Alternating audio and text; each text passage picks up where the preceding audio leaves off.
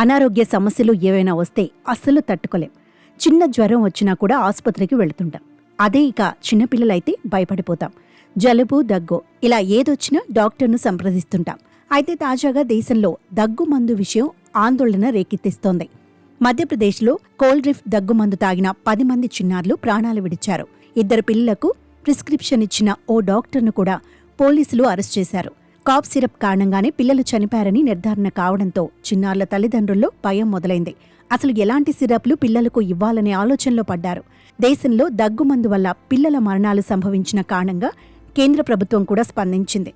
కీలక సూచనలు చేస్తోంది.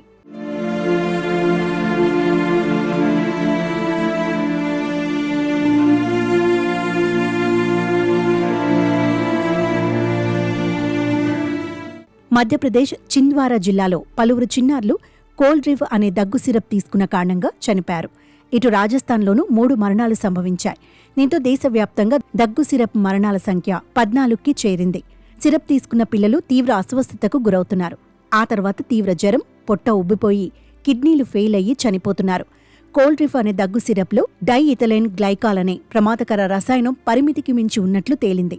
Tamil Nadu drug control authority October 2న వెల్లడించిన నివేదికలోనూ ఈ విషయం నిర్ధారణ అయింది. దీంతో కోల్డ్రిఫ్ సిరప్పై మధ్యప్రదేశ్ ప్రభుత్వం నిషేధం విధించింది.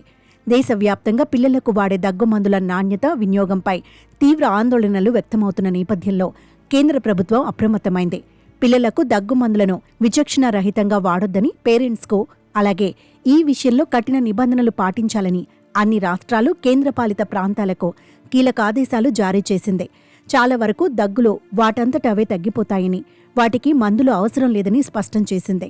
ఔషధ తయారీ కంపెనీలన్నీ సవరించిన షెడ్యూల్ M నిబంధనలను ఖచ్చితంగా పాటించాలని అధికారులు గట్టిగా చెబుతున్నారు. పిల్లల విషయంలో దగ్గుమందుల వాడకాన్ని తగ్గిస్తేనే మంచిదని అంటున్నారు. అలాగే రాష్ట్రాల ప్రభుత్వాలు ఈ విషయంలో అవగాహన కార్యక్రమాలు ఏర్పాటు చేయాలని సూచించింది.